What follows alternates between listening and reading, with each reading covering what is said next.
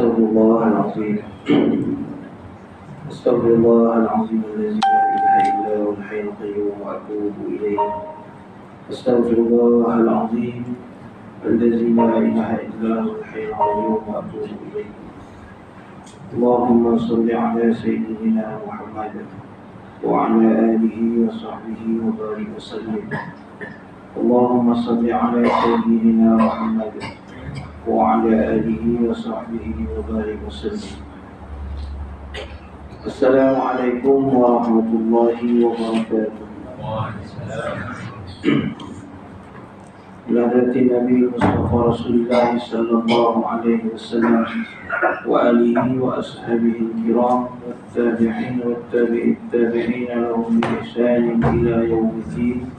شهد بينهم الفاتحة. أعوذ بالله من الشيطان الرجيم. بسم الله الرحمن الرحيم. الحمد لله رب العالمين الرحمن الرحيم مالك يوم الدين. إياك نعبد وإياك نستعين. اهدنا الصراط المستقيم صراط الذين أنعمت عليهم غير المغضوب عليهم ولا الضالين. آمين. بسم الله الرحمن الرحيم. الحمد لله الذي أنزل على عبده الكتاب ولم يجعل له عوجا قيما لينذر بأسا شديدا من لدنه ويبشر المؤمنين الذين يعملون الصالحات أن لهم أجرا حسنا ماكثين فيه أبدا وينذر الذين قالوا اتخذ الله ولدا ما لهم به من علم ولا لآبائهم فبرت كلمة تخرج من أفواههم إن يقولون إلا كذبا ولعلك باخع نفسك على آثارهم إن لم يؤمنوا بهذا الحديث أسفا إنا جعلنا ما على الأرض زينة لها لنبلوهم أيهم أحسن عملا وإنا لجاعلون ما عليها صعيدا جرزا أم حسبت أن أصحاب الكهف والرقيم كانوا من آياتنا عجبا إذ أوى الفتية إلى الكهف فقالوا ربنا آتنا من لدنك رحمة وهيئ لنا من أمرنا رشدا. صدق الله العظيم. الحمد لله والصلاة والسلام على رسول الله ثم الحمد لله وعلى آله وصحبه وبارك وسلم. سبحانك لا علم لنا إلا ما علمتنا إنك أنت العليم الحكيم. رب اشرح لي صدري ويسر لي أمري واحلل عقدة من لساني يفقهوا قولي. رب يسر ولا تعسر رب تمم بالخير ولا حول ولا قوة إلا بالله العلي العظيم. اللهم إنا نسألك رضاك والجنة ونعوذ بك من سخطك والنار. اللهم حبب إلينا الإيمان وزينه في قلوبنا وكره إلينا الكفر والفسوق والعصيان واجعلنا من الراشدين. اللهم اهدنا إلى صراطك المستقيم صراط الذين أنعمت عليهم من النبيين والصديقين والشهداء والصالحين وحسن أولئك رفيقا يا أرحم الراحمين. ربنا زدنا علما نافعا وارزقنا منك فهما وأنت خير الرازقين والحمد لله رب العالمين. أما بعد. Alhamdulillah, dimuliakan Tuan Imam dan Bilal, hadirin hadirat, ibu-ibu, ayah-ayah yang dirahmati Allah Subhanahu wa taala. Alhamdulillah, pertamanya kita rafakkan syukur kehadirat Allah Subhanahu wa taala dengan limpahan rahmat, taufik dan inayah yang darinya juga kita dapat kembali semula bersama-sama di dalam majlis ilmu. Dapat kita melakukan fardu maghrib secara berjamaah. Kita diberikan kelapangan waktu dan nikmat sihat untuk kita berada dalam majlis ilmu. Mudah-mudahan Allah mengampunkan dosa-dosa kita, seperti mana hadis yang menjelaskan bahawa para malaikat, hatta ikan-ikan di air, yang mendoakan, memohonkan keampunan terhadap ahli ilmu, orang yang berusaha keluar belajar untuk mendalami ilmu Allah Subhanahu wa ta'ala. Yang mudah-mudahan kita tergolong dalam mereka yang berada di dalam Rawdatul min Riyadil Jannah, taman-taman di syurga Allah, mana kita mengikhlaskan niat kita lillahi ta'ala. Mudah-mudahan segala kelebihan yang ada padanya Allah mengundiakan kepada kita kesihatan yang berpanjangan dalam melakukan ketaatan. Allah menganugerahkan kepada kita hati yang tenang, mengundiakan kepada kita kelapangan dan dikeluarkan daripada segala kesempitan, diberikan nikmat rezeki yang barakah. Antara tanda keberkatan, kata Sayyidina Abdullah bin Abbas, yang bila mana seorang itu dapat duduk di dalam majlis ilmu, yakni tafaqquh fi din, dan dia berada dalam bi'atus salihah, persekitaran yang baik yang memungkinkan untuk dia dapat melaksanakan ketaatan kepada Allah Subhanahu wa ta'ala. Jadi insya-Allah tuan-tuan menyambung pengajian kitab Fiqh Manhaji di Mazhab Syafi'i berhubung dengan bab munakahat. Dan setelah mana kita pada kuliah 2 bulan yang sudah, bulan lepas saya tak dapat masuk, tuan, minta maaf. Jadi alhamdulillah kita sambung berkaitan dengan bab yang besar dalam perkahwinan, iaitu bab talaq. Bab talaq, yang mana kita faham bahawa talaq ini merupakan salah satu cara untuk melepaskan ikatan perkahwinan dengan lafaz, sama ada lafaz sharih ataupun lafaz kinayah. Yang mana talak ini merupakan satu yang disyariatkan, menguraikan semula ikatan perkahwinan. Setelah kita maklum bahawa perkahwinan ataupun nikah itu ialah akad, suatu akad yang menghalalkan persetubuhan antara lelaki dan perempuan, menghalalkan hubungan yang sebelumnya haram. Dengan suatu akad, maka hubungan tadi jadi halal dan berpahala menurut syariat Islam. Ini Islam. Dan bila mana kita taat patuh pada hukum hakam yang Allah tentukan, maka semua tindak tanduk kita berpahala. Itu yang kita ikrar dalam doa iftitah kita. Sesungguhnya sembahyangku, ibadahku, hidupku, matiku, semuanya kerana Allah Subhanahu wa ta'ala. Dalam arti kata, buat perkara sama ada ibadah khususiah ataupun ibadah umum, semua Allah beri pahala. Termasuklah berkahwin. Sahabat tanya Rasulullah, adakah bersama dengan isteri itu dapat pahala? Rasulullah kata ya. Kerana apa? Seandainya kamu tidak bersama isteri kamu, kamu mencari yang lain yang haram, maka itu mendatangkan dosa.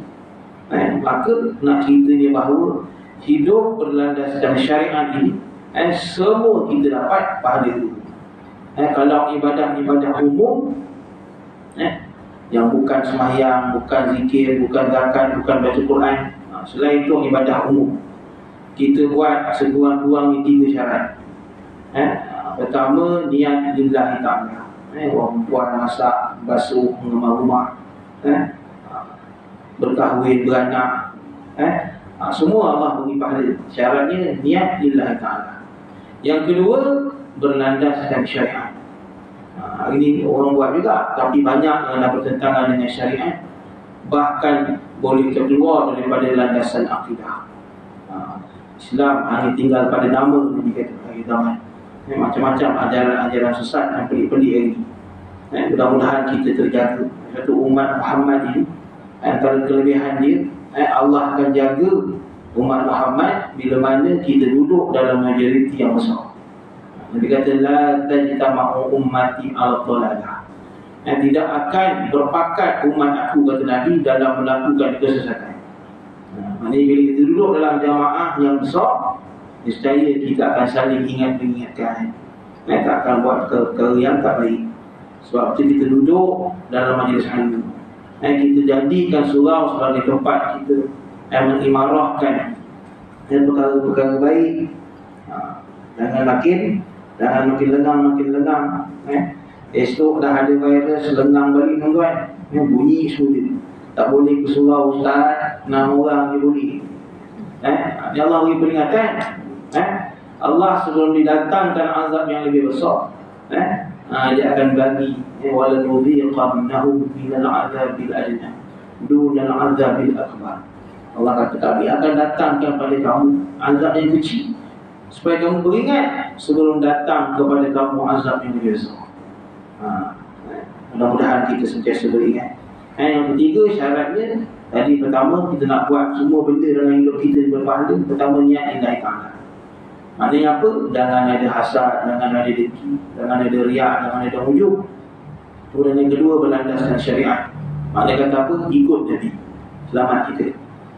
Walaupun ujian macam-macam, pasti akan datang terhadap iman, terhadap akidah kita akhir zaman. Dan yang ketiga, jangan sampai meninggalkan perkara-perkara syariat. Cari rezeki, berniaga, semua pahala. Jangan sampai tak semayang. Letak hukum hakam. Sebab kita belajar perkara hukum. Sebab dalam perkahwinan pun, bila kita melafazkan talak, itu pun berpahala. Nampak? Kerana apa? Benda disyariatkan. Tapi kita tengok dalam bab ini malam ni, bagaimana talak itu sendiri, dia ada beberapa hukum. Ada hukum yang wajib, ada hukum yang haram, ada hukum yang harus dan sebagainya. Talak dari segi bahasa bermaksud lepas dan terlepas, dilawan kepada akad. Akad ikatan. Talak ini melepaskan. Sementara dari segi syarak bermaksud melepaskan ikatan perkahwinan dengan lafaz talak dan seumpamanya. Pensyariatan talak berdasarkan Al-Quran dan Sunnah ijma' ulama. Berdasarkan Al-Quran, at-talaqu marratan fa imsakum bima'rufin aw tasghirun bi ihsan. Talak yang boleh dirujuk kembali itu hanya 2 kali. Quran sebut. Maknanya yang boleh dirujuk, maknanya talak yang memang jatuh. Disahkan talak itu gugur, maka boleh dirujuk sebanyak 2 kali. Sesudah itu bolehlah ia rujuk dan memegang terus isterinya dengan cara yang sepatutnya. Maksudnya setelah dirujuk, atau melepaskannya, menceraikannya dengan cara yang baik.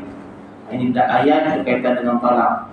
Islam suruh talak ini bukan satu yang main-main. Sebab itu dihadkan. Bukan main lepas, main lafaz sampai dah beberapa kali bersama kali dengan isteri. Lafaz dah. Kemudian bersama semula ada pula anak. Ini yang berlaku tuan-tuan. Sebab tu Islam ini disiplin. Supaya kita berhati-hati dalam bab hukum hakam, supaya orang tak mempermain-mainkan, mempersenda-senda dalam agama. Fa imsakum bima'ruf, maknanya kalau nak kembali semula, dalam arti kata sedar, dalam arti kata penuh rasa tanggungjawab semula, maka peganglah, maknanya kekalkanlah hubungan bersama isteri itu dengan cara yang baik. Kalau hubungan masih boleh diteruskan atas dasar taqwa, atas dasar keimanan, biasanya rumah tangga kita nyawa jaga. Tuan-tuan tengok buat kajian kat mana-mana pejabat agama, bila dia buat sesi kaunseling, kebanyakan yang berlaku masalah dalam rumah tangga ni mereka yang tak sembahyang, yang tak jaga hal haram dalam rumah tangga, sumber rezeki dia dan seumpamanya. Maka tak ada keberkatan. Perkahwinan nakkan mawaddah, nakkan rasa kasih sayang, pasti di sana melalui rahmah, yakni rahmat Allah Subhanahu Wa Taala. Bila dah tak ada semua tu, maka walaupun duduk sebumbung, maka rasa cinta tu hambar. Kerana hidup dalam keadaan tak ikut syariat, nafsi. Sebumbung tapi kau apa? Nak dilepaskan, dia tak nak lepas, dia berlaku begini. Tak nak ceraikan isteri tu, maka gantung kapal tadi. Masih lagi suami, masih lagi isteri. Tapi dah tak ada tanggungjawab, dah tak ada rasa kasih sayang. Sebab tu bila mana perkara ni syariat, maka ia merupakan satu ibadah yang besar. Kalau kita faham dari segi maksud dan tujuan sebuah perkahwinan. Ya ayuhan nabi, idza talaqtumun nisa fatalliquhunna li'iddatihinna. Dalam ayat yang lain Allah kata, wahai Nabi, apabila kamu, yakni engkau dan umatmu hendak menceraikan isteri-isteri kamu, maka ceraikanlah mereka pada masa yang mereka dapat memulakan iddah. Tadi istilah talak. Yang kedua, kita dengar pula istilah iddah. Iddah ni dalam Islam satu tempoh yang seorang perempuan bila mana diceraikan oleh suami ataupun suami yang meninggal dunia, dia ada tempoh yang dilarang untuk dia berkahwin dengan mana-mana lelaki yang lain sehinggalah selesai iddah. Dan ada juga perkara-perkara larangan semasa di dalam iddah yang perempuan wajib patuhi. Antaranya tak boleh berhias diri, tak boleh kahwin, tak boleh menikah, dan seumpamanya. Kita akan tengok nanti. Lalu yang ketiga berdasarkan Al-Quran, berdasarkan hadis. Apa kata Nabi? Abghadul halal ilallah at-talaq. Sebenci-benci ataupun perkara halal yang amat dibenci oleh Allah adalah talak. Tengok, benda halal tapi Allah benci. Kenapa Allah suruh juga? Allah haruskan juga kerana dia menyebabkan masalah ummah selesai. Maknanya talak ini merupakan salah satu penyelesaian ke atas perkahwinan yang tak dapat diteruskan. Maka kahwin ikut syariat dan keluar daripada ikatan pun ikut syariat. Sebab apa? Di sana ada perkara-perkara besar berkaitan nafkah untuk anak, perkara-perkara besar berkaitan dengan iddah, perkara besar melibatkan harta dan seumpamanya. Sebab itu Islam sangat teliti bab hukum hakam supaya kita hidup dalam keadaan bersyariat. Ibnu Umar radhiyallahu anhuma kanat tahti ra'atun uhibbuha wa kana abi yakrahuha fa amarani abi an utalliqaha fa abaitu fa dhakartu dhalika lin nabi sallallahu alaihi wasallam qala ya Abdullah bin Umar talliqi imra'atak. Daripada Ibnu Umar radhiyallahu anhu katanya, aku mempunyai isteri yang aku sayang tetapi ayahku pula tidak menyukainya. Orang ketiga di zaman Nabi boleh ada dalam rumah tangga aku mempunyai isteri yang aku sayang, kata Ibnu Umar, tetapi ayahku pula tidak menyukainya dan meminta aku menceraikannya. Aku tak nak, aku enggan. Lalu aku bawa perkara ini kepada Nabi SAW. Baginda bersabda, wahai Abdullah bin Umar, ceraikanlah isteri. Tengok tuan, maknanya uraian hadis ni sebenarnya panjang. Bukan maknanya seorang lelaki tu dia ceraikan tu diikut cakap bapak dia, adalah dia punya rahsia ataupun peristiwa di sebalik hadis ini. Nak ceritanya bahawa talak ini boleh berlaku walaupun disebabkan oleh orang lain yang suruh. Selagi suami itu redha, dalam hari ini pula media internet pun boleh berlaku, guna WhatsApp pun boleh berlaku talak dan seumpamanya. Maka Islam mengiktiraf selagi mana ada nas-nas dan dalil-dalil yang menjadi dasar kaedah-kaedah tadi, walaupun dia bukan kaedah utama, cerai SMS, cerai WhatsApp dan seumpamanya, walaupun tak ada zaman Nabi, tapi ia perlu dibuktikan dengan pengakuan ataupun ikrar daripada seorang lelaki. Islam iktiraf, tapi kena dibuktikan dengan dasar ataupun sumber yang benar melalui ikrar. Yang ketiga, semua ulama bersepakat tentang pensyariatan talak tanpa seorang pun yang berkecuali. Ini namanya ijma'. Ijma' ni bila mana semua bersepakat tanpa ada yang menafikan, maka dipanggil ijma'. Bila ijma' ni dia menjadi sumber hukum. Hukum dalam Islam bukan sekadar sumbernya Al-Quran, hadis, bahkan ijma' dan juga al-qiyas. Ini 4 sumber hukum yang disepakati. Maknanya talak ni berlaku. Apa hikmah dia? Hikmah pensyariatan talak. Perkahwinan adalah untuk mengekalkan kehidupan rumah tangga pasangan suami isteri. Ini dasarnya begitu. Allah telah mensyariatkan berbagai hukum dan adab perkahwinan untuk menjamin pengekalannya serta menyuburkan hubungan mereka. Walau bagaimanapun kadang-kadang terdapat suami isteri atau seorang daripada mereka tidak mematuhinya. Ini antara punca gagal melaksanakan tanggungjawab yang sebenar. Sebagai seorang suami, lebih-lebih lagi sebagai seorang isteri, tak dapat melaksanakan tanggungjawab yang sebenar seperti mana yang Islam nak. Sebab tu jadi macam-macam yang berlaku ini, kita maklum. Contohnya, suami tidak mementingkan pemilihan pasangan yang baik. Sebab tu dari sudut Islam memandang memilih pasangan itu pun penting. Atau kedua-dua suami isteri atau seorang daripadanya tidak mematuhi adab pergaulan yang digariskan oleh Islam. Walaupun dua-dua reda, tapi Allah tak reda, maka perkahwinan itu tak lama. Dua-dua laki bini tak sayang, laki bini buat perkara yang tak elok, yang haram, maka perkahwinan tadi tidak didasari dengan iman dan Islam, maka takkan bertahan lama. Ekoran daripada itu berlakulah kebencian dan semakin bertambahlah buruk, sehingga tiada lagi ruang untuk berbaik-baik dan tiada lagi cara untuk bersefahaman dan hidup bersama. Suatu kena jumpa orang yang ketiga. Kalau ketembung suami isteri ni takkan ada punya sayang. Sebab tu Allah suruh cari orang yang ketiga untuk berbincang. Dalam keadaan ini adalah perlu diadakan peraturan sebagai langkah berhati-hati yang boleh dirujuk dalam situasi tersebut. Hal ini adalah untuk membolehkan ikatan perkahwinan itu diungkai tanpa mensia-siakan hak kedua-dua suami isteri apabila tiada sebab bagi mereka untuk hidup bersama.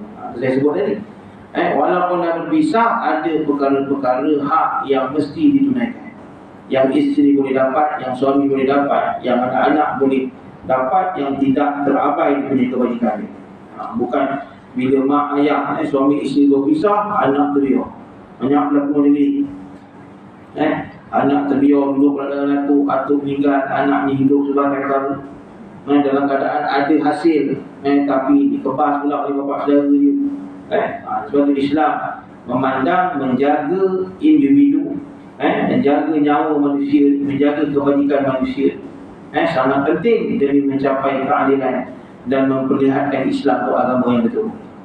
Hari ini kalau perkara syariat tidak diurus, tidak dikelolakan dengan cara yang betul, maka jadi fitnah terhadap Islam. Apa yang kita takut. Dan jika keduanya bercerai, kata Allah, wa iyatafarraqa yughnillahu kullam min sa'atihi wa kana Allahu wasi'an hakima. Dan jika keduanya bercerai, maka Allah akan cukupkan keperluan masing-masing dari limpah kurnia. Dan ingatlah Allah Maha luas limpah kurnianya, lagi Maha bijaksana. Nampak? Perceraian pun baik dalam Islam, dan Allah rahmati.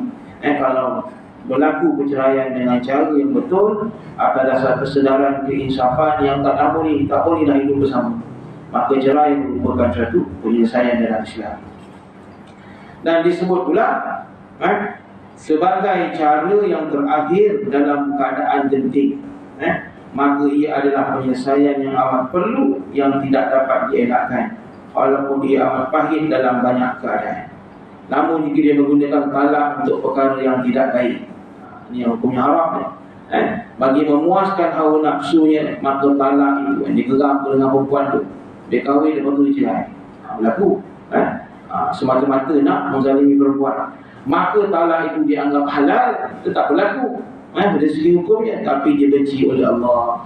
Hanya Allah yang mengetahui perkara yang sebaik-baik dan yang tidak baik, dan kepadanya kembali semua perkara. Maka dalam Islam, talak ini merupakan lambang kemuliaan. Sampai tahap macam tu, kita nampak benda tu memisahkan hubungan. Sampai satu tahap Islam kata pensyariatan talak ini lambang kemuliaan syariat. Sebagaimana dinyatakan sebelum ini, jelaslah bahawa syariat hukum talak dan natijahnya menurut Islam merupakan lambang kemuliaan syariat, merupakan dalil yang unggul bahawa peraturan syariat Islam amat bersesuaian dengan fitrah manusia dan keperluan semua jadi. Maksudnya bila tak ada cara lain, maka Islam suruh kembali kepada fitrah, supaya manusia tidak berterusan dalam keadaan benci-membenci. Hakikat ini jelas apabila kelihatan umat-umat yang lain mundur kembali, iaitu daripada pegangan mereka yang mengharamkan talak. Ada bangsa yang mengharamkan dan menganggap perkahwinan sebagai penjara yang kekal abadi, yang dihuni oleh suami isteri. Ini disebut, walaupun kita ni ada syariat talak, Islam benarkan, lepaskan dengan cara yang baik, Saya sebut tadi masih berlaku seperti golongan-golongan jahiliyah yang dipegang isteri dia tak nak lepaskan, dalam masa yang sama terabaikan tanggungjawab dan buat urusan masing-masing. Atau isteri buat haram pun suami tak tahu. Berlaku tuan-tuan dalam keadaan perempuan masih lagi berstatus isteri orang. Hal ini selepas mereka melihat pegangan tersebut akan menimbulkan natijah yang amat buruk dan jenayah yang berbahaya. Mereka telah sedar bahawa hubungan suami isteri tidak mungkin berlaku dengan paksaan. Jika dipaksa akan timbul kecelakaan kepada seluruh keluarga. Maknanya tak boleh bertahan, maka berpisah. Itulah yang terbaik, dan dalam Islam hukum yang harus. Selesai. Itu dia punya hikmah. Kenapa? Sebab kita jangan persoal, jangan pertikaikan hukum hakam dalam Islam dan orang yang ada autoriti yang boleh bercakap berkaitan dengan hukum hakam. Sebab Al-Quran, hadis ni perlu kefahaman, perlu ilmu. Apatah lagi yang cakap orang bukan Islam, dia ada kefahaman, dia hurai pula sendiri. Lagi tak boleh. Sebab tu bukan kita kata seolah-olah kita yang boleh bercakap, tapi kita kena tahu bahawa ilmu ini dia ada disiplin, ada kaedah dia. Sebab tu adanya ilmu nahwu dalam bahasa Arab, adanya ilmu tafsir, adanya ilmu wurudul hadis, adanya ilmu asbabun nuzul. Ini dalam Islam. Bukan yang seorang cakap ikut akal dan seumpamanya. Ini isu yang berlaku hari ini, tuan-tuan. Orang tanya, beliau macam mana Ustaz, pandangan Ustaz? Orang bukan Islam Cina bercerita tentang ayat Al-Quran. Saya kata dia nak baca, bebas dia baca. Tafsir Quran dia nak baca boleh, bagus. Dan kita orang Islam perlu terangkan Islam ni pada dia. Kalau ada siaran-siaran dekat TV atau channel-channel khusus supaya dia dapat dengar, dapat fahami Islam. Tapi bila mana dia menyuarakan perkara-perkara yang berkaitan dengan dia tak ada ilmu pada dia, dia buat pula tafsiran huraian sendiri, maka dia boleh menyebabkan orang jadi tak faham dengan Islam dan jadi fitnah terhadap agama. Sebab tu tak sesuai dekat betul. Seterusnya jenis talak. Talak terbahagi kepada 3 jenis berdasarkan berbagai keadaan. Inilah kitab. Yang pertama, talak yang jelas atau tidak lafaz talak. Jelas atau tidak lafaz talak, itu maksudnya. Yang kedua, keadaan isteri sama ada suci atau haid, dan isteri yang masih kecil atau dewasa. Yang ketiga, talak yang berganti dengan harta dan tanpa berganti. Ini dicerita dari segi jenis-jenis ni. Ada yang talak dari sudut jelas ataupun tidak. Itu dibahaskan dalam kitab ni. Ataupun dibahaskan seorang yang talak isteri dalam keadaan isteri suci daripada haid, ataupun dalam keadaan isteri sedang haid. Ada isu talak sunni dan talak bid'ah ini kita tengok. Ataupun talak yang berganti dengan harta. Contohnya khulur, tebus talak. Perempuan dia letak sejumlah duit, abang saya bagi abang 1 juta, lepaskan saya. Betul. Dia talak yang berganti dengan harta. Nanti kita tengok. Dan tanpa berganti dengan harta. Maka yang pertama, lafaz talak yang jelas dan tidak jelas. Ini dari sudut ini dibincang. Lafaz yang digunakan yang menunjukkan maksud talak secara jelas dan tidak dapat diandaikan kepada maksud yang lain dinamakan lafaz yang sharih. Ini lafaz dia, aku ceraikan kau, aku talakkan kau. Maka itu lafaz yang jelas yang tak mengandungi maksud lain. Maka ini biasanya memang confirm jatuh talak. Kecuali dia sebab dia mabuk ke apa ke, hilang akal ke, makan ubat, itu lain cerita. Tapi nak cerita lafaz talak yang sharih begitu. Berbanding dengan seorang lelaki dilafazkan talak pada isteri dia, mulai hari ni kau balik rumah mak kau. Aku tak nak tengok muka kau lagi mulai saat ini. Contoh tuan. Maka ini talak yang dipanggil talak secara kinayah, secara sindiran, ataupun talak yang tidak jelas, lafaz yang tidak jelas. Kalau yang tadi jelas, kita kena tahu anak perempuan kita ngadu, mak, abang alau saya mak, kenapa? Gaduh-gaduh dia cakap terang dia muka sendiri lagi. Alah nanti baiklah tu, sekejap dia tu. Lafaz yang macam itu dalam Islam, dia cakap macam tu, tak nak tengok muka lelaki saat ini. Orang perempuan kena tahu. Dia kena tanya suami dia. Sebagai mak ayah kita kena cakap, bukan dia tanya suami tu apa maksud lafaz ni. Next, saya pernah cerita dengan tuan-tuan. Seorang lelaki, suami isteri dalam majlis kahwin, dia jumpa kawan lama ni. Orang tanya, kau dah kahwin ni? Belum lagi, tak kahwin lagi. Sedangkan bini dia sebelah ni. Enggak. Malam tu orang rumah dia telefon. Orang rumah dia bukan anak murid saya. Ustaz, macam mana Ustaz? Dia cakap macam tu. Saya memang berasa, saya dah 3 hari tak tidur dengan dia. Dia cakap macam tu. Dia kata dia belum kahwin. Saya cakap, Ustaz nak beri pandangan pun, Ustaz bukan orang yang ada otoriti. Sekadar pandangan umum boleh. Sebagai pemutus, memang kena rujuk pejabat kahwin. Ajak suami dia pergi.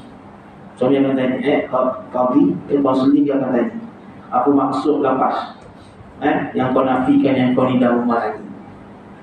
Tapi kalau orang tak boleh hukum, dia cakap saya gurau je, bukan niat saya nak cerai pun. Saya tanya, dah seminggu, dia kata dah settle Ustaz, tak ada apa-apa. Habis, dah tidur tu, dah Ustaz. Kena jelas lah, dia bawa hukum akak, jangan main langgar dia. Main langgar dia, jangan ni bawa hukum akak, walaupun satu bapak pun tak. Sebab tu dari sudut lafaz sangat penting dalam Islam. Sementara lafaz yang tidak menunjukkan maksud talak secara jelas, yang boleh diandaikan dengan maksud yang lain selain talak, dinamakan lafaz kinayah, kita sebut tadi, ataupun lafaz kiasan, ataupun lafaz sindiran yang tak jelas kepada maksud cerai atau talak. Itu yang talak yang nyata menggunakan lafaz yang tidak membawa kepada makna lain. Tengok, ini talak yang jelas tadi, dihuraikan pula dalam kitab. Talak yang nyata menggunakan lafaz yang tidak membawa makna lain, kecuali talak. Maknanya tak ada makna lain, memang disebut maksud dia talak lah. Terdapat 3 lafaz yang digunakan. Yang pertama, kalimah talak itu sendiri. Yang kedua, sarahun ataupun lepas, melepaskan, ataupun firaqun yang maknanya berpisah. Dan kata terbaikan daripada kalimah ini seperti engkau diceraikan. Maknanya maksud lafaz yang jelas ada 3 jenis. Pertama, bila mulut suami itu keluar daripada mulut dia, lafaz talak itu sendiri. Yang kedua, lepaskan. Yang ketiga, lafaz firaq, ataupun dalam bahasa Melayu berpisah. Talak ataupun cerai, kemudian lepas ataupun pisah. Mulai hari ini kita berpisah. Memang jelas maksud kepada talak secara jelas. Mulai hari ini abang cerai dengan kau, ataupun satu lagi, mulai hari ini aku lepaskan kau. Kalau dia tengah pegang, dia cakap aku lepaskan kau, itu lain lah. Ini disebut itu. Maka 3 lafaz ini menunjukkan kepada lafaz yang jelas ke arah melakukan perpisahan atau bercerai suami isteri. Semua lafaz ini lafaz yang nyata, yang menunjukkan makna talak, kerana ia banyak dinyatakan dalam hukum syarak. Maknanya umum mengetahui. Dan Al-Quran sendiri mengulang-ulang untuk menunjukkan maksud perceraian. Ya ayuhan nabi idza talaqtumun nisaa fatalliquhunna li'iddatihinna. Wahai nabi, bila kamu menceraikan ataupun umat-umatmu menceraikan, hendaklah menceraikan isteri-isteri kamu, maka ceraikanlah mereka pada masa mereka dapat memulakan iddah. Dalam ayat Al-Quran lain cerita tentang talak dan juga iddah.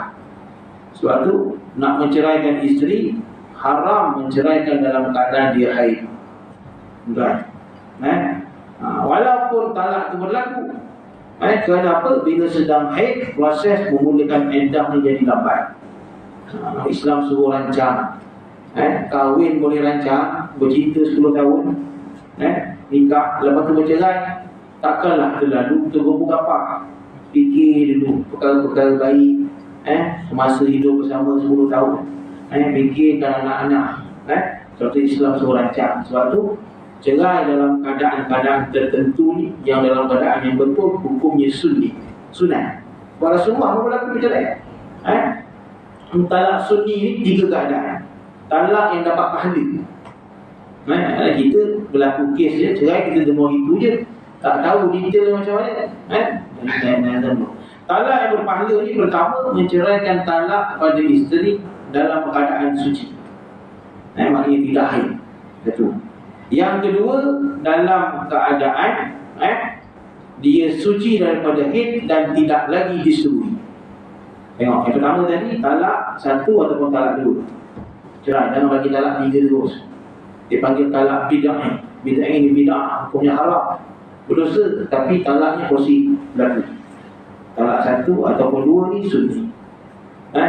Yang kedua, menceraikan isteri dalam keadaan suci dan tidak disetujui.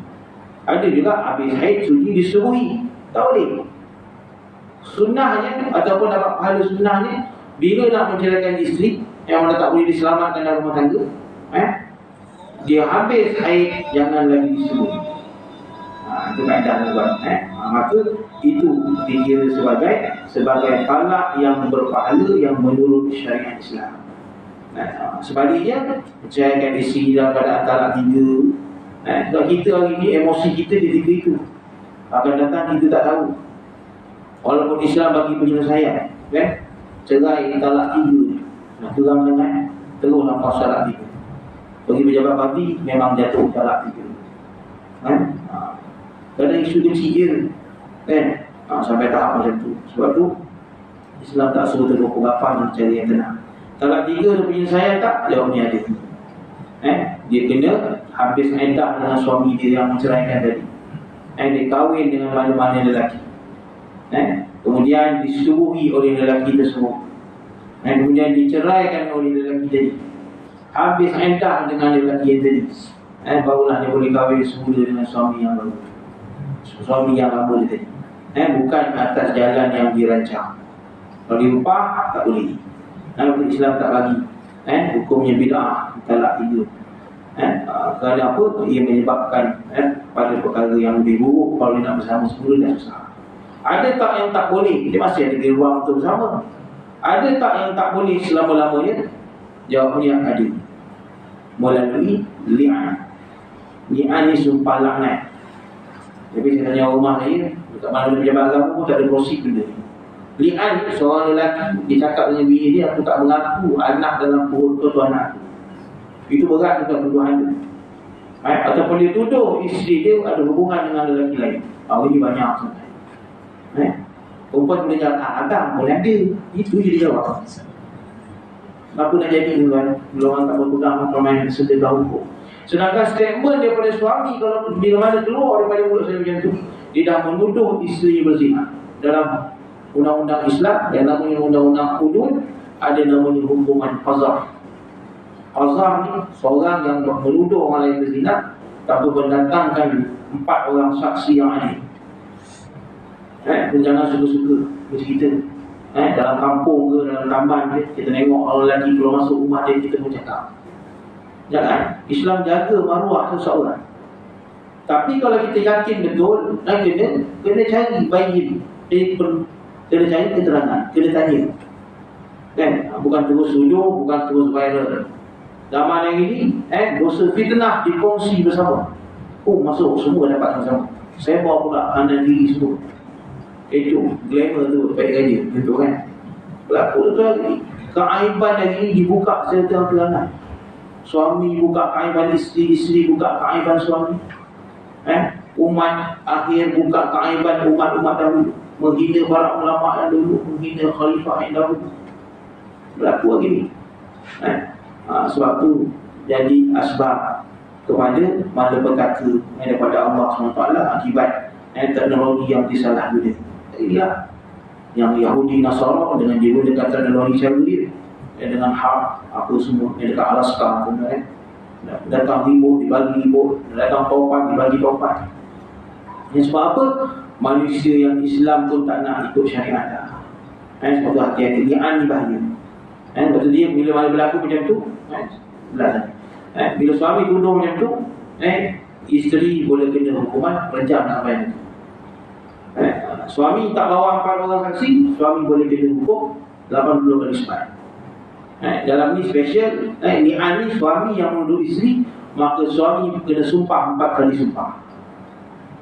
Sumpah yang terakhir suami kena sebut laknat Allah ke atas diriku seandainya apa yang aku cakap tadi dusta. Pada saat dia nak tuduh isteri dia, kemudian bila dia bersumpah, maka terlepaslah hukuman qazaf 80 kali sembahyang. Isteri pula kena hukuman rejam. Tapi rejam mana dalam sana? Tak boleh syirik. Hukum minum arak mana dalam sana? 80 kali sempat, 40 kali sempat. Sebab tu negeri Kelantan dia nak usahakan undang-undang hudud. Kita belajar bab penakahan, bab jenayah, kan? Inilah tujuan dia nak dilaksanakan. Nabi dah sebut dah. Satan qudalna ural Islam urwatan. Akan terungkai Islam ini satu persatu. Yang mula-mula hukum, undang-undang, peraturan Islam pun tak boleh. Start bila last mula? Zaman Khalifah, zaman Osman mungkin. Yang terakhir zaman Osman. Kerajaan Osmaniyah. Yang orang sibuk hari ni 100 tahun, 1924 hingga 2024. Islam akan kembali ke berjunya. Antaranya apa? Keadilan Islam itu tertegak bila mana manusia berpegang dengan hukum hakam yang sudah. Barulah orang nak mencuri takut. Kanun Islam laka, kanun Islam terganggu, dia juga undang-undang hudud ni. Tu orang takut nak berzina, orang takut nak mencuri. Hari ni terang-terangan dekat media sosial tunjuk. Ada rasa takut dah. Kanak-kanak seusia 9 tahun dah melakukan hubungan zina dan mengandung. Tak perlu ingat. Alhamdulillah mantap pada Allah dulu. Sebab apa hukum hakam yang orang tak nak perjuangkan. Paling banyak boleh hukum sebat 6 kali sebatan. Undang-undang tu RUU 355 kita pun ada modul nak diperjuangkan. Maknanya memberikan kebenaran pada negeri-negeri untuk melaksanakan hukuman sebat lebih daripada 6 sebatan yang Parlimen izinkan. Parlimen ini dia izinkan 6 kali sebatan, RM5,000. Berapa tahun penjara? 5 tahun penjara, 3 tahun penjara. Lebih daripada tu negeri tak dibuat sebab melangkau undang-undang Akta Parlimen. Sebab tu kalau dapat dibenarkan negeri-negeri buat. Macam di Aceh kan, Indonesia, dia buat hukuman sebatan. Bukan sempat ayun macam tu, letak buku dia tak buat mana pun. Allah kata wasariqatu faqta'u aydiyahuma jazaa'an bima kasabat nakalan min Allah. Pencuri lelaki dan pencuri perempuan, faqta'u aydiyahuma, dipotong tangan kedua-dua mereka.